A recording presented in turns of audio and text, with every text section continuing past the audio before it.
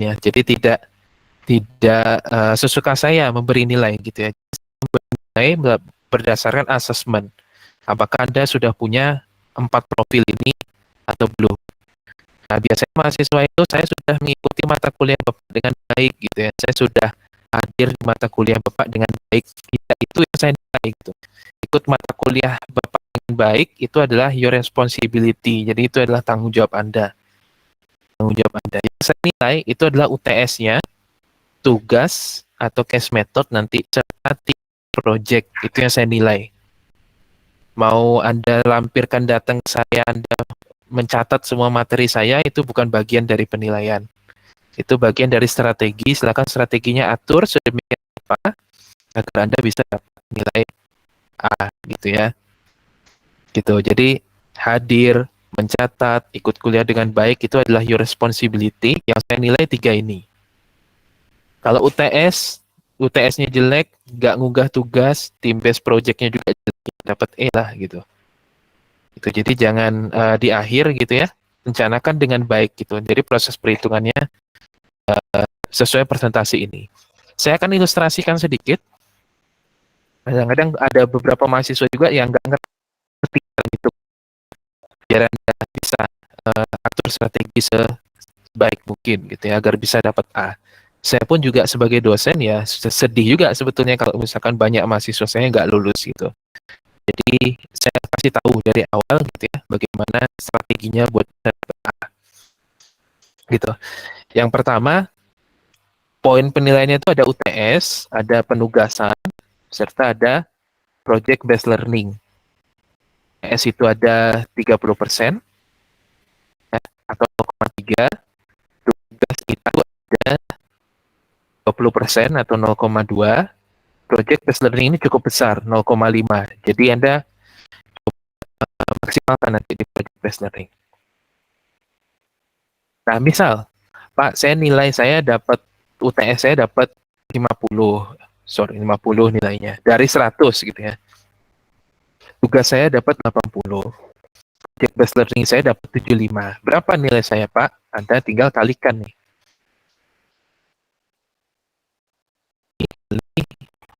Nih,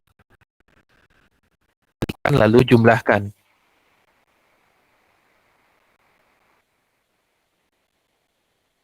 Oke, ada 68,5. Kalau UTS-nya 50, tugasnya 80, project based learning-nya 75.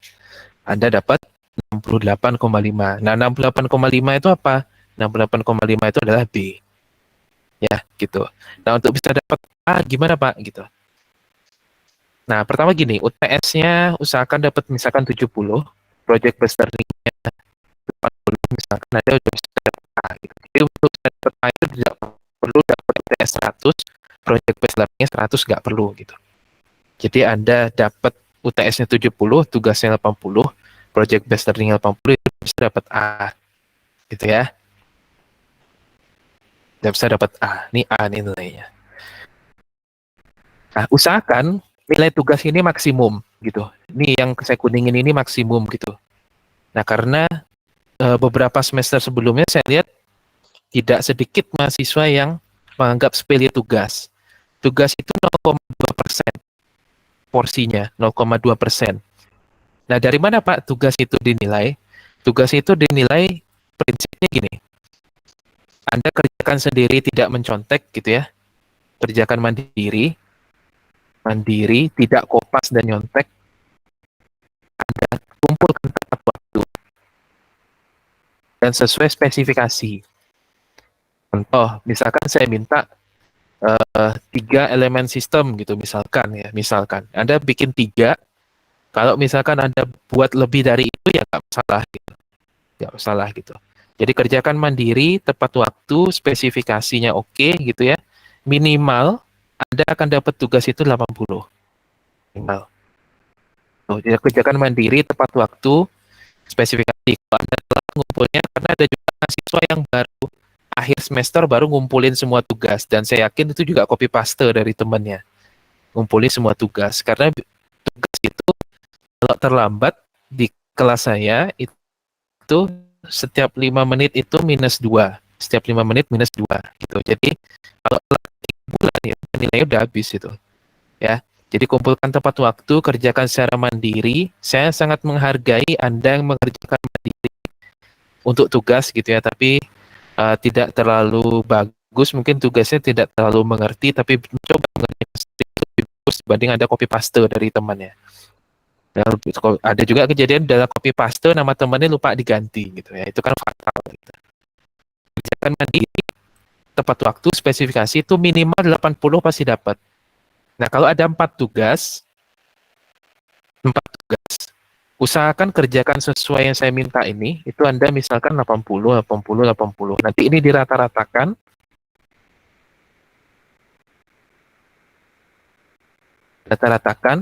hasilnya adalah 80 ya. Hasilnya 80. Atau misalkan tugas kedua dapat 85 gitu misalkan. Nah, ini dapat 81,25. Nah, ini akan saya masukkan ke sini. Ya, saya masukkan ke sini nih. Gitu. Jadi usahakan tugas itu maksimum.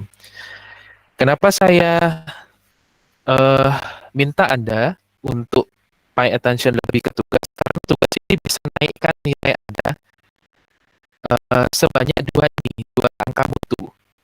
Karena ini terjadi juga di semester sebelumnya. Ada mahasiswa yang dapat ada mahasiswa dapat D. Setelah saya hitung dia dapat D, dia tidak mengunggah tugas sama sekali. Otomatis nilai tugasnya nol kan? Otomatis nilai tugasnya nol. Ada 4 tugas misalkan nilai tugasnya nol semua. Ya, otomatis ini nol. Nah, padahal kalau dia mengunggah tugas, dia bisa dapat BC, Anda bayangin tuh. Dari D menjadi BC. Karena dia nggak mengunggah tugas, nilainya jadi D.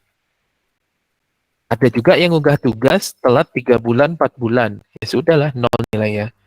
Itu jadi dari D jadi BC. Nah, ini saya ilustrasikan. Jadi kasusnya adalah UTS-nya nggak bagus. Gitu ya. Jadi ada UTS itu hanya 5. 5 dari 100 sampai 10 dari 100 gitu. 5. Sementara nilai D itu kan range-nya itu ada pada 10 sampai 50 ya. 40 sampai 50. Nah, nilai project based learning-nya itu 75. Otomatis 39 nih. 39. 39 itu ada pada range E ya. Ada pada range E. Nah, untuk yang kasus yang dari kemarin, dia itu tesnya 5, learning-nya cukup bagus, dia dapat 77 atau 78, itu saya lupa ya, 78. Nilainya 40,5, nyaris ke E nih, di akhirnya dia dapat D. Coba kita lihat, kalau dia mengunggah tugas sesuai spesifikasi ini, dia dapat 80, nah nilai dia bisa naik tuh, jadi 56. Ya, BC. Nah, Anda bayangkan, kalau nilai dia mengunggah tugas sesuai spesifikasi, UTS-nya cuma 5 nilainya, project based learning-nya 78, itu dia bisa dapat 56,5.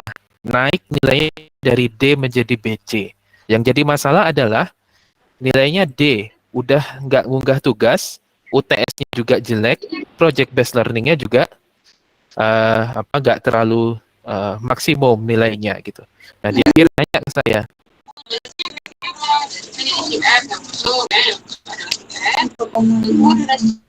Nah, di akhir nanya ke saya, Pak, kenapa saya dapat D gitu? Padahal sebetulnya si mahasiswa ini udah tahu jawabannya gitu. Udah tahu jawabannya. Kenapa jawabannya? Karena ya dia nggak unggah tugas sama sekali. Gitu. Nggak unggah tugas sama sekali, itu nilai akhirnya 40,5. 40,5 itu jatuh ke D.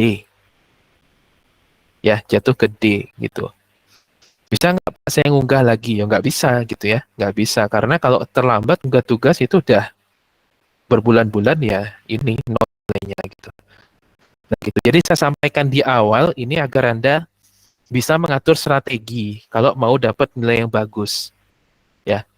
Nah, di sini memang di Teknik Industri ITERA, ya saya pikir semua dosen sama ya di Teknik Industri ITERA. Kita mengutamakan kualitas gitu. Jadi kami mendidik Anda gitu tidak hanya untuk sekedar memberi nilai A, B, dan B gitu. Jadi kita melakukan transfer pengetahuan atau knowledge. Tujuannya apa? Tujuannya agar Anda nanti juga bisa survive di pasca kampus. Nah, itu targetnya. Jadi mulai dari sekarang coba rubah mindsetnya gitu. Jangan kejar gitu ya, ambis terhadap nilai only gitu, nilai only gitu. Dan jangan berpikiran bahwa nilai itu bisa didapat hanya dengan melobi, dalam tanda kutip melobi dosen, itu nggak bisa. Teknik industri literal nggak bisa gitu. Anda harus mengatur sedemikian rupa agar Anda bisa dapat nilai A gitu ya. Nah, kami di teknik industri ITERA juga menjamin gitu ya, mencoba menjamin kualitas bahwa yang dapat nilai A itu sebisa mungkin punya profil ini. Jadi kalau dia dapat nilai A pemodelan sistem, sebisa mungkin saya menjamin dia punya profil 4 ini gitu ya. Jadi dia mampu berpikir sistem, dia mampu mengidentifikasi masalah dan mengusulkan solusinya dan mampu bekerja secara tim. Kami menjamin kualitas itu gitu ya. Jadi makna A itu adalah sebetulnya ada memiliki 4 profil ini gitu, secara lengkap gitu. Jadi rencanakan kuliahnya dengan baik itu dari sekarang gitu ya. Saya mau dapat nilai A nih, maka targetnya berapa, tugasnya berapa, proyeknya berapa. Jangan di akhir nanti udahlah nggak tugas, ribut nge-WA saya. Gitu. Pak, saya kok dapat D gitu. Jawabannya nggak tahu, tugasnya nol gitu. Tugasnya nol, TS-nya jelek gitu ya sudah gitu. Dan saya salah satu dosen juga yang memberikan transparansi kepada Anda gitu ya. Jadi jangan khawatir gitu. Jadi rencanakan dengan baik gitu. Rencanakan dengan baik eh perencanaan kuliah, karena salah satu prinsip penilaian yang diminta oleh kementerian itu adalah edukatif juga gitu ya. Edukatif itu maksudnya adalah eh, harus mensupport Anda untuk merencanakan proses belajar dengan sebaik-baiknya gitu. Gitu ya. Jadi usahakan maksimum di setiap poin ini gitu ya. Setiap poin ini. Setiap tugas, setiap UTS, project based learning itu standar proses penilaiannya selalu saya kasih tahu. Apa yang saya nilai di situ gitu ya. Gitu. Jadi kuliah untuk bisa dapat nilai A di teknik industri ITERA ya, saya pikir saya nggak tahu di program studi lain, tapi terutama teknik industri ITERA itu menjaga kualitas agar Anda lulus dengan performa yang baik nanti di pasca kampus. Dan itu sudah kami buktikan ya, sudah saya buktikan bahwa bimbingan saya yang saya didik memang untuknya knowledge, keterampilan atau pengetahuan, keterampilan pengetahuan atau kompetensi itu masa tunggu kerjanya itu kurang dari 3 bulan rata-rata. Bahkan ada salah satu mahasiswa saya yang nih, mungkin kalian kalau tahu nih, ya beliau angkatan 2019 nih ya, baru lulus semester lalu, nih namanya Tasya. Dia wisuda September bulan depan, tapi sudah diterima di BCA. Ya, dia diterima di BCA. Ini Mbak Maria, bimbingan saya juga, sekarang S2, 2019 lulus semester genap yang lalu. Ya, beliau S2 sekarang di ITB. Ya, di ITB, Teknik dan Manajemen Industri ITB. Gitu. Jadi proses belajar itu memang butuh proses, gitu. Tidak bisa instan. Ini bimbingan saya lain ya, biar bisa memotivasi Anda. Ini Mas Adet 2018. Sekarang dia manajemen trainee di Alvaria Trijaya ya. Jadi ini perusahaan logistiknya punya Alfamart ya. Alfamart kalau familiar, lebih familiar dengan Alfamart, perusahaan logistiknya.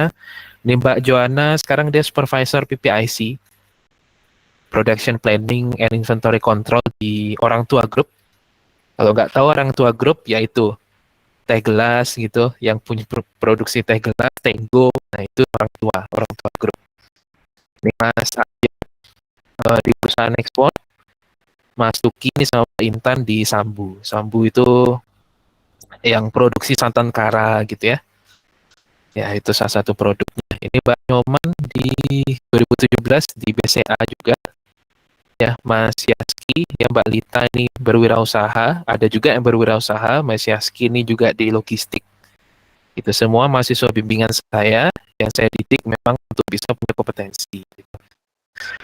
Ini Mbak Dian, Mas Amko di Great Giant, Mas Yohanes, ya. Jadi semua saya didik dengan sebaik-baiknya agar mereka siap di pasca kampus, ya. Oke, gitu. Jadi rencanakan dengan baik agar bisa dapat nilai A gitu ya. Nilai A. Saya dulu waktu kuliah di Institut Pertanian Bogor, ya Bapak Ibu dosen Anda waktu kuliah di ITB juga standarnya sama seperti ini. Gitu. Standarnya seperti ini juga gitu. Jadi kalau kami mau dapat nilai A, itu memang distrategikan sedemikian rupa gitu ya. Berapa saya harus dapat UTS, berapa saya harus dapat tugas, berapa saya harus dapat UAS-nya gitu biar saya bisa dapat nilai A gitu. Gitu. Ya. Sama di ITB, di IPB, di universitas lainnya, UI gitu ya, UGM, sama proses penilaiannya seperti ini. Jadi proses penilaian itu tidak datang dari kemauan dosen, tidak datang dari kemauan dosennya pengen ngasih nilai apa, tidak gitu ya. Jadi ada proses yang akuntabel di situ, ada proses perhitungan. Oke, itu saya pikir berikutnya aturannya kehadiran. Saya minta Anda hadir 80% dalam satu semester. Jika kurang itu tidak bisa mengikuti UAS. Ya, jadi kalau 80 semester, 80% artinya absen itu bolos cuma boleh 2 pertemuan. Gitu. Cuma boleh 2 pertemuan. Ya, jadi harus 80% hadirnya di mata kuliah ini. Anda dilarang melakukan kecurangan dalam bentuk apapun seperti perjokian. Ya, kalau pemodelan sistem ini agak sulit kalau mau dijoki ya. Gak ada joki pemodelan sistem. Ya. Menaikkan grade nilai dan plagiasi ya, copy paste, contek nyontek itu tidak dibenarkan. Kalau terbukti melanggar maka sanksinya saya langsung kasih E gitu ya. Itu tadi ya. Keterlambatan pengumuman tugas -2/5 menit. Jadi usahakan kerjakan sesuai spesifikasi karena tugas itu sudah saya atur sedemikian rupa agar bisa diselesaikan selama 3 SKS atau 3 jam dalam seminggu gitu. Jadi manfaatkan sebaik-baiknya. Jangan begitu sejam 2 jam sebelum tugas kumpul baru sibuk ya, temannya sana sini gitu ya. Jadi kerjakan alokasikan 3 jam seminggu untuk mengerjakan tugas. Saya akan berikan perkuliahan selama sebanyak 100%, artinya selama 14 kali pertemuan, 1 UTS ya, dan 1 presentasi, jadi totalnya ada 16 kali pertemuan. Jika kuliah tidak pada suatu pertemuan tidak bisa dilaksanakan, maka kita bisa koordinasi untuk cari waktu pengganti. Ya,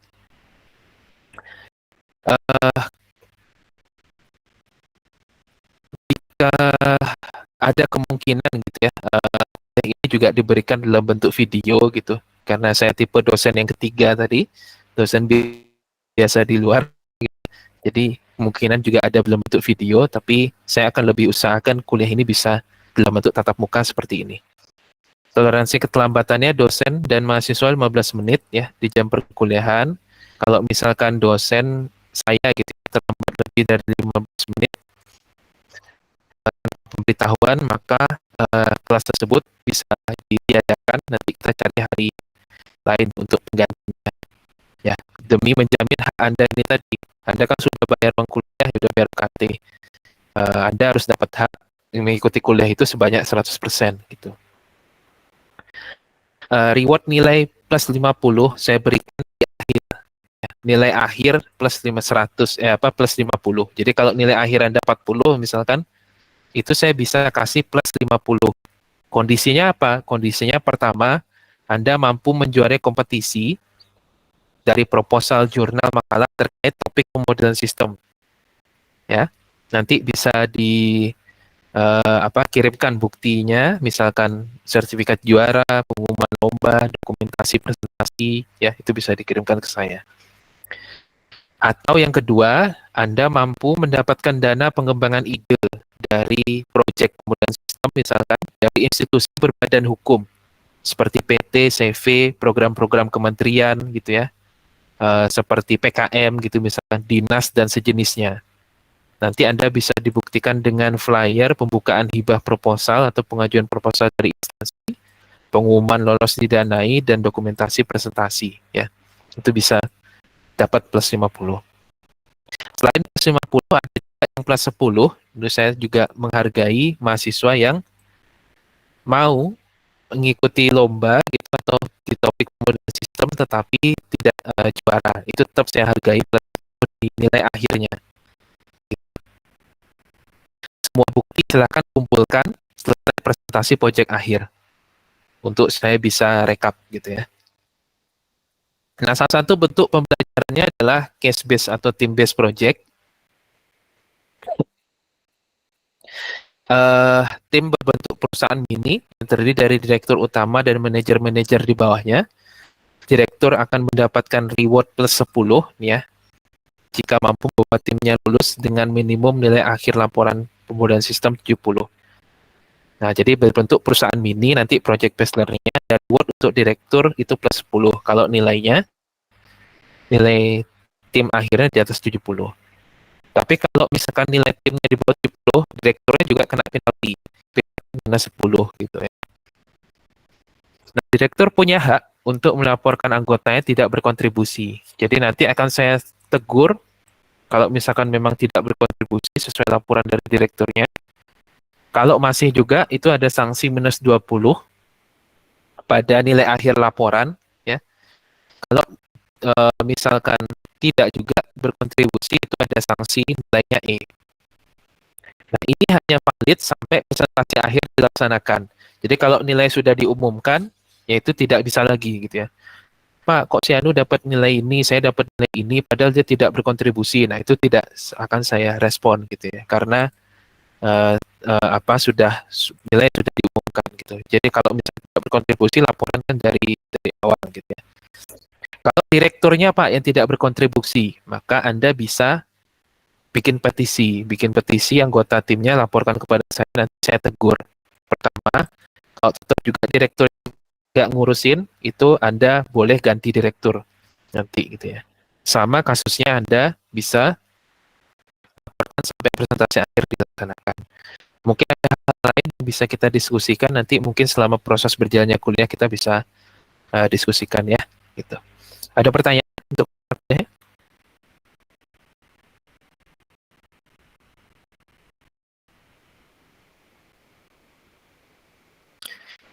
Oke, baik. Kalau tidak ada pertanyaan, begini, saya akan kasih satu contoh video gitu ya. Kenapa berpikir sistem itu penting? Kita masuk ke materi sekarang.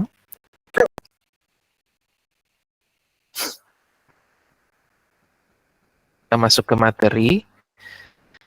Anda bisa lihat berpikir sistem itu penting gitu ya. Di era sekarang. Terutama di era sekarang, era teknologi, itu berpikir sistem itu jadi modal yang sangat penting sekali.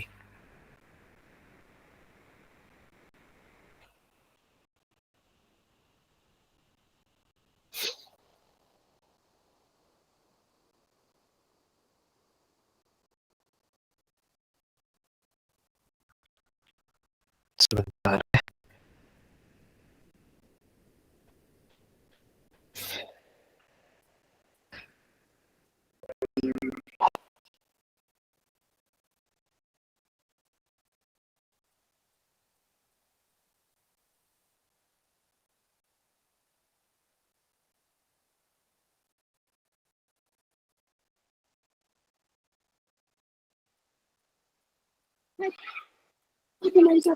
Siap hadapi tantangan.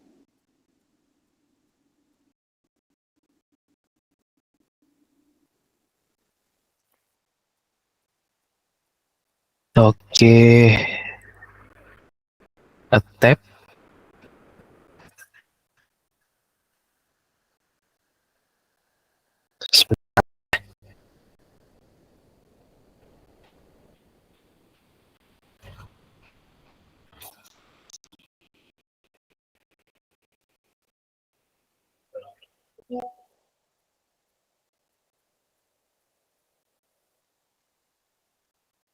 Oke. Silakan Anda tonton video ini, cuma 3 menit ya. Nanti saya tanya apa esensi dari video ini. Ini akan jadi pengantar kenapa kita perlu belajar berpikir sistem gitu ya. Di mata kuliah pemodelan sistem ini salah satu topiknya adalah berpikir sistem. Sebelum kita masuk, kita nanti merancang model sistem. Nah, ini yang penting. Kenapa ini perlu dipelajari gitu, agar Anda tahu apa setelah punya gambaran gitu setelah mengikuti mata kuliah ini nanti Anda bisa berpikir seperti apa gitu. Oke, sorry.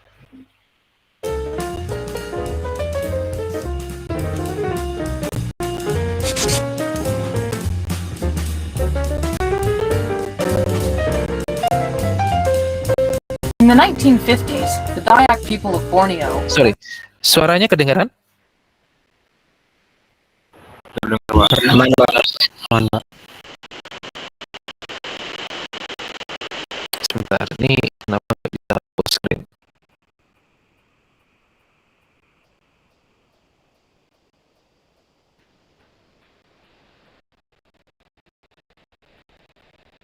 Google Meet.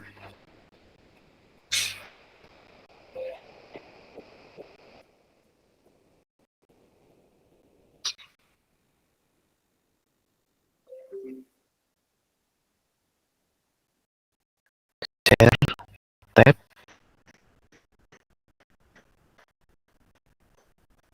System thinking. Ini ya. Oke.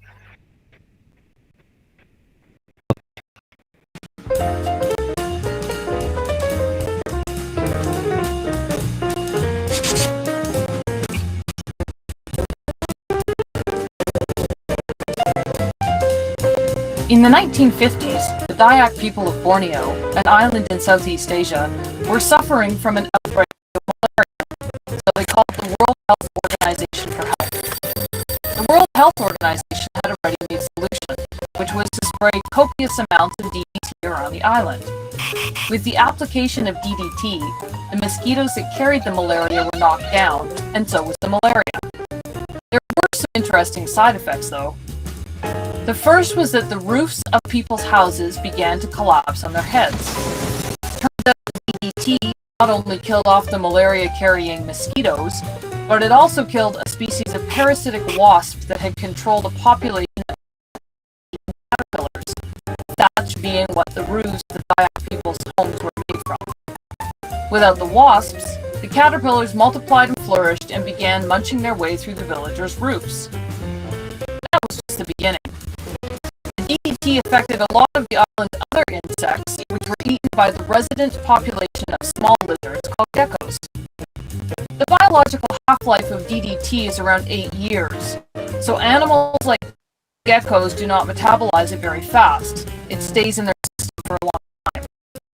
Over time, the geckos began to accumulate pretty high levels of DDT, and while they tolerated the DDT fairly well, the island's resident cats, which dined on the geckos, did not.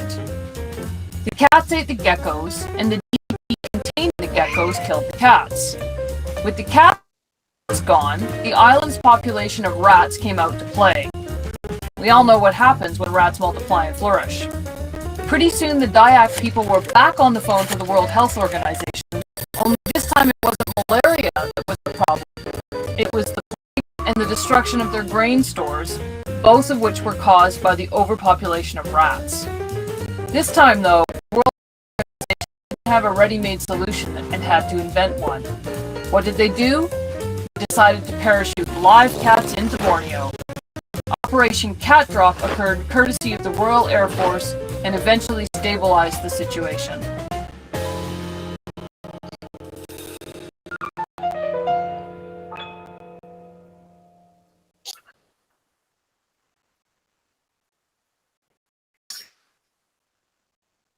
Oke, baik. Dan nonton videonya ya, cukup singkat dan juga cukup mudah dipahami karena ada ilustrasinya. Oke, pertanyaan saya pertama, apa sebetulnya yang terjadi di video tersebut? Silakan jawab. Kalau nggak ada, saya tunjuk nih.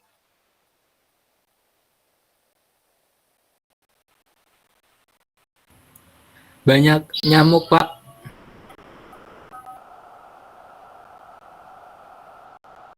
Ya.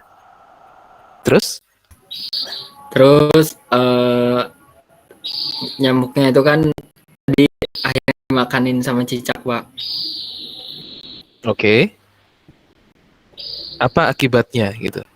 Akibatnya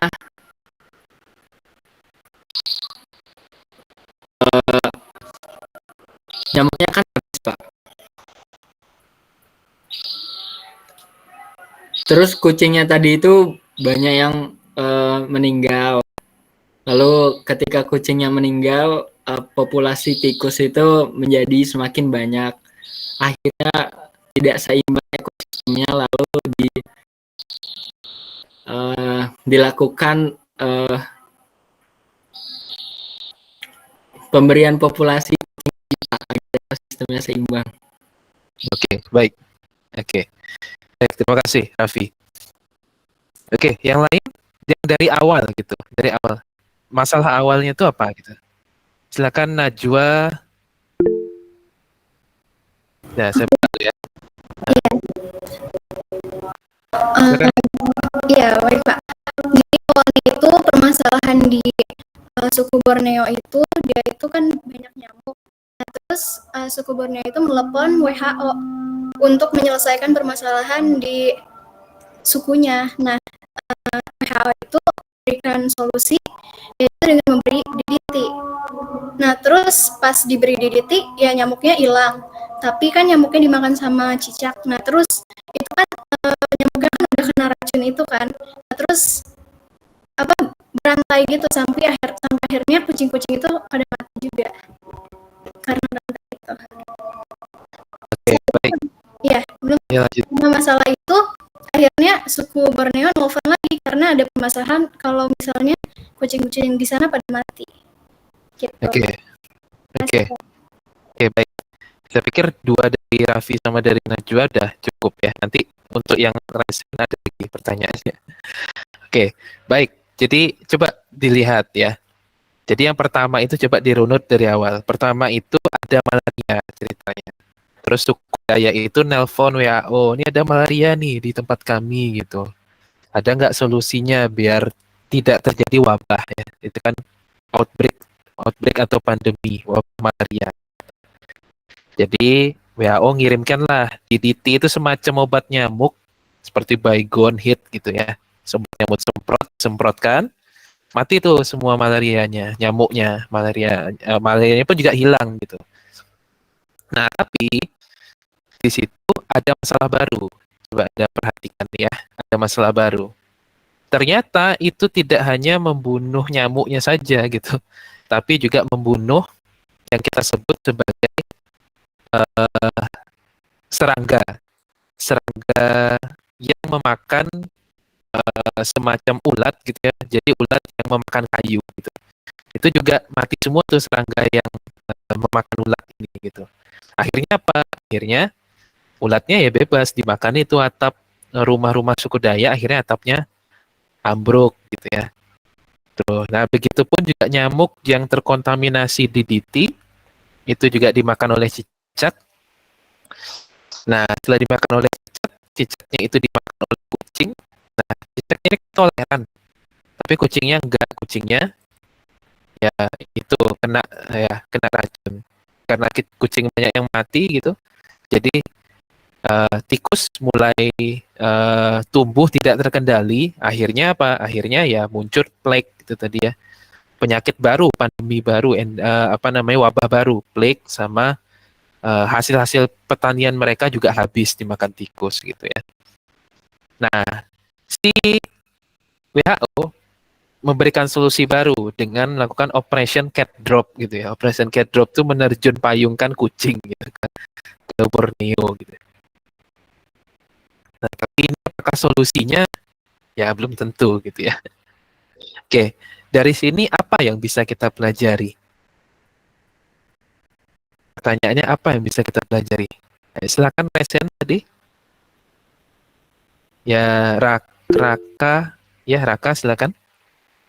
Iya masuk ya Pak. Kalau menurut saya sih Pak, dari video tersebut nggak semua solusi itu berdampak baik gitu Pak. Ada juga solusi yang berdampak buruk gitu Pak. Terima kasih Pak. Oke, baik, terima kasih. Selanjutnya dari siapa? Si Sean, ya, si Sean ya. Silakan si Sean. Sebelumnya suara saya terdengar, Pak. Ya, terdengar. Kalau menurut saya kurang lebih sama. Jadi untuk memberikan suatu solusi itu harus dipikirkan terlebih dahulu efek jangka panjangnya. Apakah benar-benar memberikan solusi yang menyelesaikan masalah atau hanya menimbulkan masalah yang lain gitu, Pak. Dari satu solusi tersebut. Oke, selanjutnya dan Tio, silakan. Kalau menurut saya Pak, itu semisal ada suatu masalah, lalu ada solusinya, pasti selalu ada lagi masalah lain yang muncul gitu Pak, walaupun setiap masalah itu ada solusinya. Melengkapi jawaban teman-teman saya sih Pak. Terima kasih Pak. Oke, baik. Jawabannya benar semua ya. Pintar-pintar. Oke, coba lihat nih. Ini di akhirnya ada nih, beberapa kesimpulan yang cukup menarik dari video ini. Coba lihat. If you don't understand the interrelatedness of things, solution often cause more problems. Apa artinya Pak? Gitu. Kalau kamu nggak ngerti apa yang disebut interrelatedness itu keterkaitan antara satu hal dengan hal lainnya. Jadi kamu nggak ngerti keterkaitan antara satu hal dengan hal yang lainnya, biasanya kalau kamu memberikan masalah itu justru malah menyebabkan masalah yang lebih besar. Nah itu. Jadi sebelum kita memberikan solusi, kita harus tahu dulu hubungan antar segala sesuatu hal yang terlibat dari solusi kita gitu. Contoh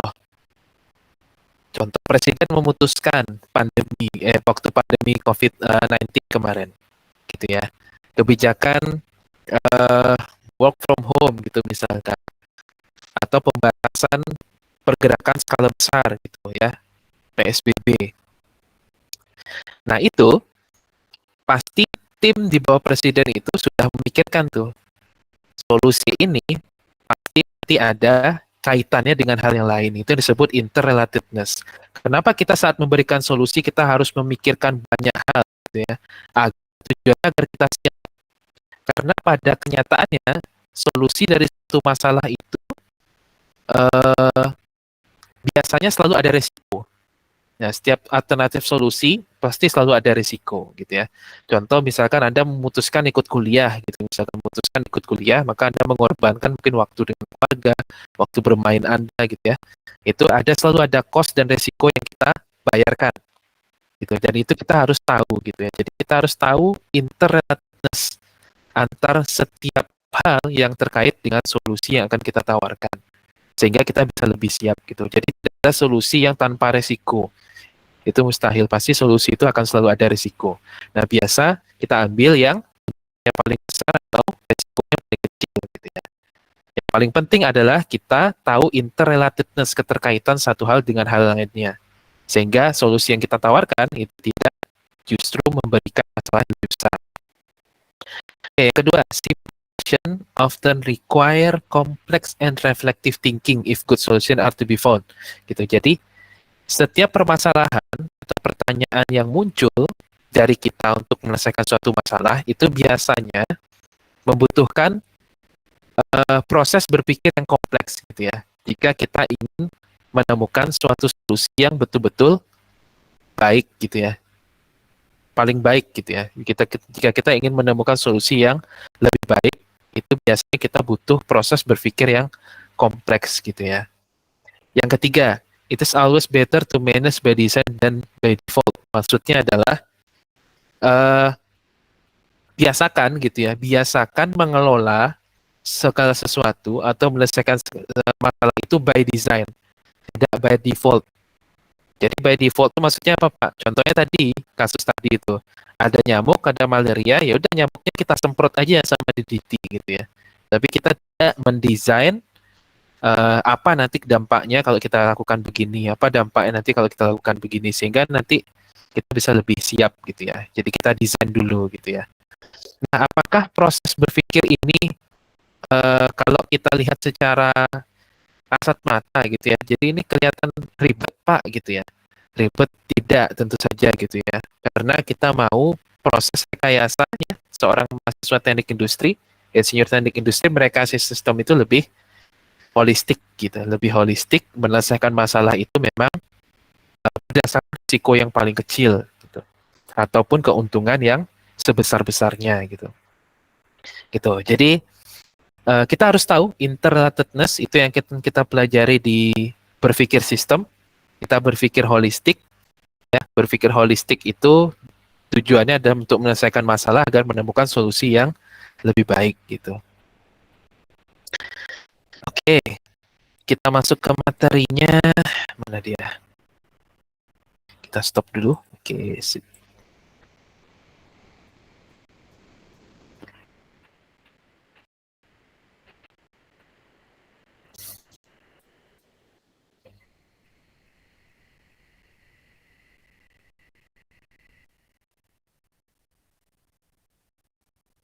Oke. Ini pertemuan pertama, saya akan sampaikan kepada Anda, ini ada kaitannya dengan video tadi, yaitu pengantar sistem, sistem thinking, dan pemodelan sistem. Ya, pemodelan sistem. Tujuan pembelajarannya ada 5. Yang pertama, Anda harus mampu menjelaskan pentingnya berpikir sistem, menjelaskan pengertian sistem. Yang ketiga, menjelaskan konsep berpikir sistem. Yang keempat, menjelaskan pentingnya memodelkan sistem dalam menyelesaikan masalah. Dan yang kelima itu mendefinisikan efektif dan efisien. Ini kaitannya dengan sistem nanti ya. Oke, ini kasus selanjutnya gitu ya. Jadi biar Anda tahu kenapa perlu belajar ini gitu ya. Kenapa perlu belajar ini. Ini ada kasus berikutnya. Ini adalah kasus proses evaporasi susu. Nah, proses evaporasi susu atau evaporated milk dari perusahaan Nestle. Nestle Carnation. Posisi perusahaan ini ada di Modesto, California, Amerika, gitu ya. Jadi evaporated milk itu adalah susu yang dihilangkan kadar airnya hingga 60%. Ya. Jadi ini berbeda dengan susu manis. Kalau susu kental manis itu porsi gulanya lebih banyak. Tapi kalau ini ya murni bahan baku susu dari peternakan sapi, diuapkan airnya, dihilangkan kadar airnya melalui proses di industrinya gitu ya, sehingga kadar airnya itu hilang 60% dan sisa 40% susunya lebih kental. Jadi tidak ada penambahan gula atau penambahan gula dan vitamin gitu. Nah, berbeda dengan kental manis. Jadi ini evaporated milk. Nestle Carnation ini produksi 2 juta kaleng susu evaporasi setiap harinya dengan mengolah 400.000 galon atau raw milk. Pada proses ini menghasilkan limbah yang disebut sebagai milk water, which is ini kualitasnya sama dengan air bersih. Nah, sementara operasi pabrik membutuhkan air 250.000 galon air per hari, jadi mereka beli air dari supplier air, itu 250.000 galon air per hari, dan mereka juga menguapkan susu ya, susu dari raw milk, ya, susu mentah dari peternakan diuapkan. Itu ya, itu menghasilkan air ya, air milk water ini sebesar 200.000 galon air per hari. Kalau kita diagramkan ada input 100.000 galon air susu mentah per hari. Ini juga ada air 250.000 galon air per hari. Operasi menguapkan air susu hingga 60%, volumenya menjadi 40%. Nah, nanti menghasilkan limbah yang disebut milk water 200.000 galon air per hari. Itu 2 juta kaleng susu setiap hari. Nah, kalau dari seorang insinyur teknik industri, apa nih yang kita bisa lakukan improve atau perbaikan agar ini bisa lebih efisien? Silakan. Ya, saya lihat dulu ya. Ini ketutup soalnya. Silakan Bagas Gilang. Baik Pak, suara saya terdengar tidak Pak? Ya, terdengar. Baik, izin Pak dan teman-teman sekalian, menurut saya dari apa yang saya pikirkan dari kasus tersebut, tadi mereka memiliki limbah milk water 200.000 galon air per hari. Sementara mereka juga bilang bahwa milk water itu kualitasnya seperti air bersih, sehingga mereka memiliki input air bersih 250.000 galon air per hari. Berarti ada limbah yang mereka hasilkan tadi bisa dikelola ulang. Jadi input tambahan air. Jadi mereka tidak perlu 50.000 dolar, mereka perlu 50 saja. Gitu Pak. Oke, baik, betul ya. Ini kasusnya sangat simpel. Ya, itu ada rekayasa ya di proses rekayasa ya. Sorry,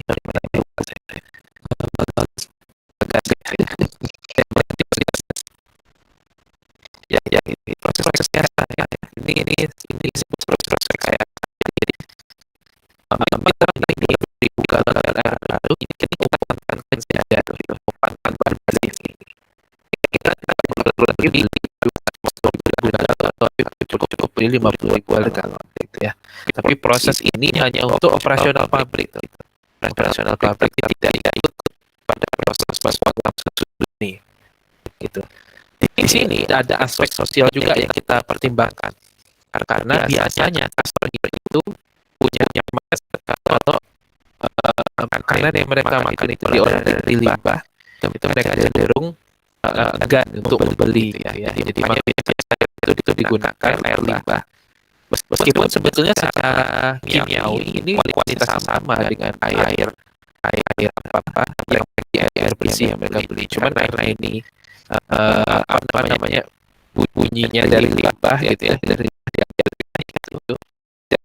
itu digunakan pada proses produksinya langsung tapi untuk operasional pabriknya.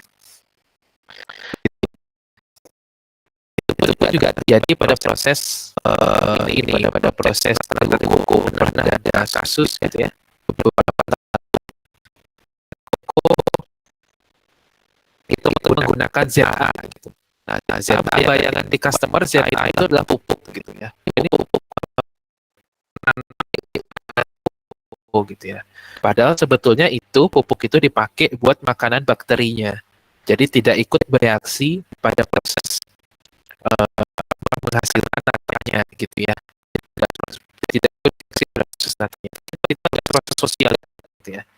Nah, makanya di sini milk waternya itu diumpankan kembali, tetapi untuk efisiensi pembelian air pada proses operasional pabrik, tidak pada proses produksinya langsung. Nah, sehingga melakukan hal seperti itu, kita lebih hemat 200.000 galon air per hari. Kalau kita uangkan itu kurang lebih tahun 132.000 dolar, sama dengan hampir 2 miliar ya. Hampir 2 miliar gitu ya. Kita bisa hemat dalam 2 miliar rupiah dalam waktu setahun. Itu cukup besar. Kita menghemat cadangan air juga untuk wilayah daerah ya. Nestle tersebut juga berhasil menghemat cadangan air di wilayah modest. Hidup orang bisa lebih reliability. Berikutnya kasus kedua. Itu ada kasus high employee turnover. Jadi high employee turnover ini banyak dialami oleh perusahaan, yaitu perusahaan yang punya turnover karyawan yang tinggi. Jadi keluar masuk karyawan yang tinggi gitu ya. Nah, sebagian besar ya penyebab utama keluar masuk karyawan yang tinggi itu tentu saja karena lingkungan kerjanya tidak nyaman. Lingkungan kerja tidak nyaman itu secara fisik, psikologis, ekonomi, dan sosial. Jadi kalau kita memberikan beban kerja gitu, katakanlah Anda nanti menjadi manajer atau direktur, mungkin di ergonomi Anda juga sudah belajar gitu ya. Mungkin nanti juga belajar di mata kuliah pilihan namanya analisis beban kerja. Jadi setiap orang itu punya maksimum beban fisik yang bisa mereka tanggung, beban psikologis yang bisa mereka tanggung gitu. Jadi kalau lewat dari beban fisik yang bisa mereka tanggung, maka biasanya karyawan itu akan sakit. Ya. Jadi dikasih beban melewati beban fisik yang bisa mereka tanggung, itu mereka akan sakit. Tapi kalau psikologis, lewat dari beban psikologis maksimum yang bisa dia tanggung, biasanya itu jadi lebih emosian gitu ya, emosional, terus bahkan yang lebih bisa mengarah pada gangguan kejiwaan gitu ya. Itu kita nggak mau gitu ya. Nah, biasanya employee turnover ini terjadi karena lingkungan kerja tidak nyaman. Itu bisa jadi gaji terlalu rendah, tidak sebanding dengan beban kerjanya, kurangnya benefit, tidak bisa mengembangkan diri gitu ya, tidak sehat secara fisik dan mental. Ada juga penyebabnya PHK, ini kontribusinya sangat sedikit. pengunduran diri secara sukarela, ya mungkin karena pengen melanjutkan S2, S3 gitu misalkan, atau ikut, kalau ibu-ibu mungkin ikut suami gitu misalkan, sehingga resign gitu. Ini kontribusinya tidak signifikan. Yang paling signifikan itu lingkungan kerja yang tidak nyaman. Nah, kalau terjadi high employee turnover pada suatu perusahaan, itu lebih banyak ruginya. Karena citra dan biaya. Kita ngerekrut lagi itu butuh biaya. Ya, citra perusahaan juga kurang bagus, karena kalau lingkungan kerjanya tidak nyaman, si karyawan yang keluar itu pasti cerita sama temennya, sama saudara-saudaranya. Itu di perusahaan nih, X itu lingkungan kerjanya kurang bagus gitu, tekanannya tinggi dan lain sebagainya. Itu kan merusak citra perusahaan ya. Yang itu juga sebetulnya adalah aset intangible kita sebutnya. Nah, kalau terjadi high employee turnover, tentu saja lingkungan kerja yang tidak nyaman itu terjadi karena ada masalah pada top level manajemen. Di kasus ini ada perusahaan namanya ICME, ya, itu turnovernya 25%, itu sangat tinggi. Jadi kalau 1.000 orang dia rekrut, itu 250 pasti keluar gitu ya. 250 setiap tahun itu pasti keluar. Jadi dari 1.000 karyawan dalam 1 tahun misalkan itu 250 keluar. Nanti 1.000 karyawan lagi di tahun berikutnya 250 keluar lagi gitu. Itu kan sangat tinggi turnovernya. Nah, kalau solusi yang mungkin kita bisa berpikir, oh karyawan yang keluar ini nggak loyal gitu ya. Nggak loyal. Kita bikin aja metode seleksi baru agar dapat karyawan yang loyal. Tapi apakah solusi ini betul-betul menyelesaikan masalah gitu ya? Nah, coba kita lihat kasusnya. Di SMI ini ada salah seorang manajer HRD namanya Su. Ada seorang lulusan teknik industri, otomatis dia bisa berpikir sistem. Yang dia lakukan apa? Dia tidak menyelesaikan masalah ini secara langsung atau mengganti metode perekrutan. Kalau kita lihat, oh ya keluar ini nggak loyal, kita ganti aja metode rekrutan agar dapat karyawan yang loyal. Dia tidak lakukan itu. Gitu. Yang dilakukan adalah dia menyelesaikan akar masalahnya. Gitu. Jadi kalau kita menemukan suatu masalah, selesaikan akar masalahnya terlebih dahulu. Gitu ya. Karena kalau akar masalahnya tidak diselesaikan, nanti kita akan belajar bagaimana mengidentifikasi akar masalah, maka masalah itu akan muncul kembali. Bahkan mungkin bisa lebih besar. Yang dia lakukan survei. Dia survei karyawan, dia lakukan exit interview. Exit interview itu maksudnya, kalau misalkan ada karyawan yang keluar, dia wawancara dulu. Kenapa Bapak Ibu keluar? Gitu ya. Alasannya apa? Gitu ya. Dia interview dulu. Terus dia periksa departemen dengan turnover tertinggi di perusahaan itu. Nah, yang dia temukan ternyata perusahaan pesaing mereka gitu memberikan penawaran gaji lebih tinggi, karyawannya keluar satu-satu, walaupun enggak lebih hijau pindah gitu. Terus yang kedua adanya mental silo. Nah, ini mental silo ini berbahaya di dua departemen. Mental silo itu adalah mental individualis.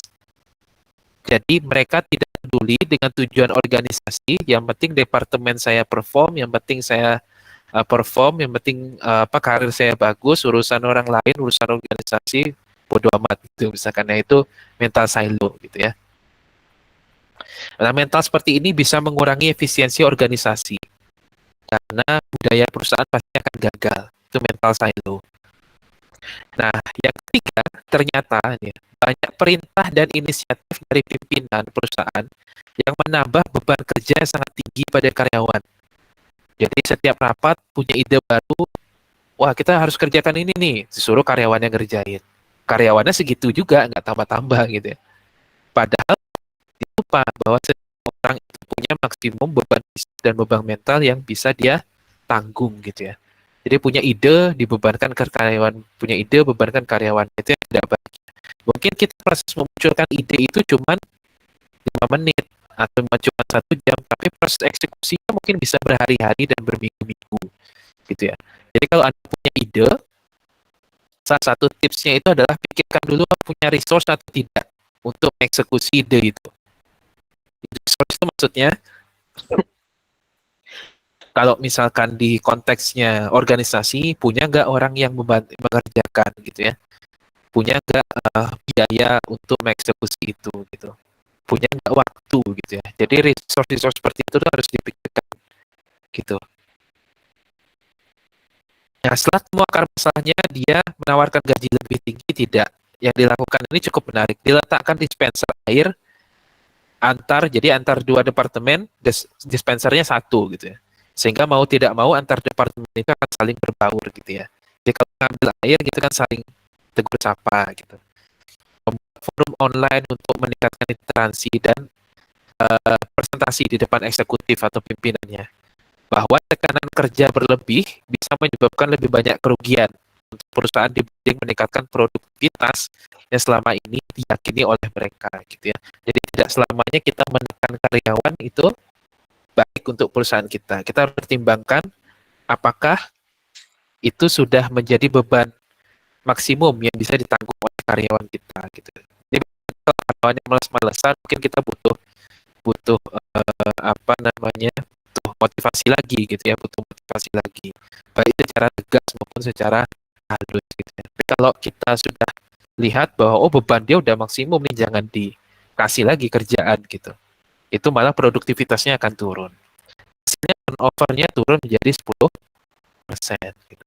Nah, ini dua kasus menarik, ada tiga tadi dengan kasus Borneo yang menjadi pengantar pertemuan kita di materi sistem thinking ya. Jadi dari dua kasus ya, termasuk satu kasus Borneo tadi, kita penting berpikir sistem. Dia sudah tahu ya alasannya kenapa penting berpikir sistem. Yang kedua, kebijakan itu apapun yang kita putuskan, misalkan ada bekerja di suatu perusahaan, itu tidak hanya dampaknya itu secara ekonomi saja, tapi Anda juga perlu pikirkan aspek sosial dan lingkungan. Yang ketiga, selesaikan akar masalah terlebih dahulu. Jadi kalau punya masalah, selesaikan akar masalahnya terlebih dahulu. Jangan selesaikan masalahnya secara default. Gitu. Ada nyamuk langsung semprot, gitu misalkan.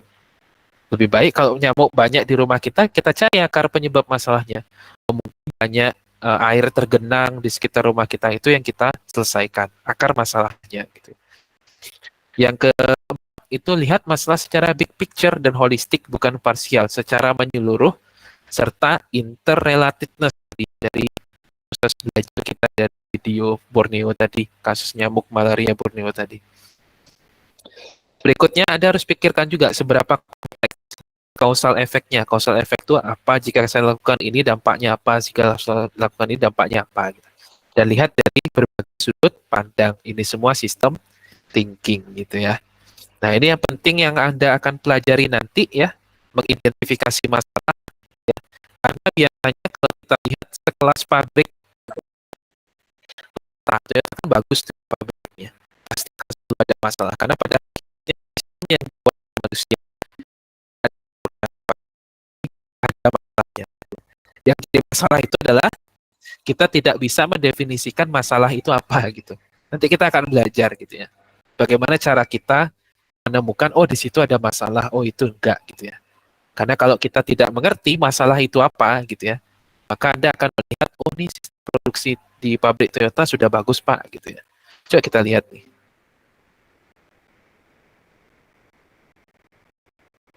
Oke.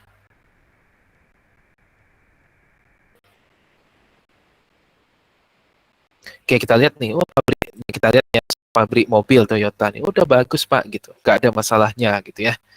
Nah, kalau Anda lihat tidak ada masalah di sini, berarti yang masalah ya Anda gitu ya. Pasti akan selalu ada masalah gitu. Oke, nanti kita akan belajar juga kaitan masalah itu dengan efektif dan efisien. Bagaimana mengidentifikasi suatu masalah gitu ya. Sehingga secara visual seperti ini, kalau kita lihat dia tidak ada masalah, padahal sebetulnya ada gitu. Kita akan belajar itu untuk depan kita masuk ke modern. Oke, pertanyaan sampai di sini. Saya pikir ini cukup jelas ya.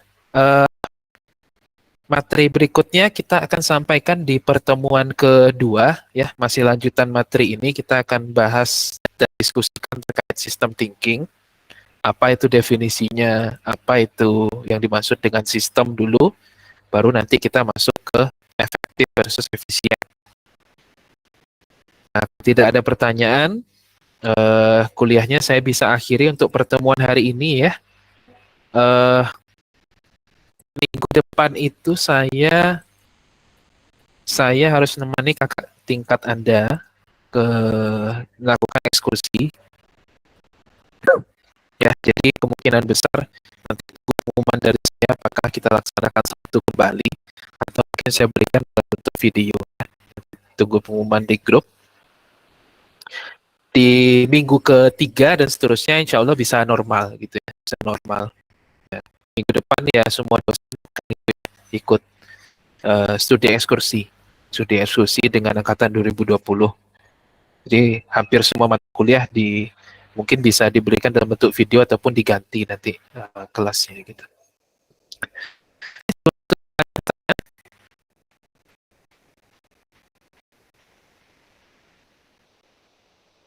Oke, baik. Kalau tidak ada pertanyaan, saya pikir kita bisa cukupkan ya. Sisa materinya kita akan lanjutkan di pertemuan berikutnya.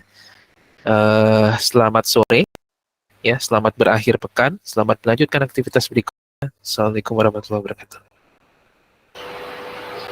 Waalaikumsalam. Terima kasih Pak. Terima kasih Pak. Terima kasih Pak. Terima kasih, Pak.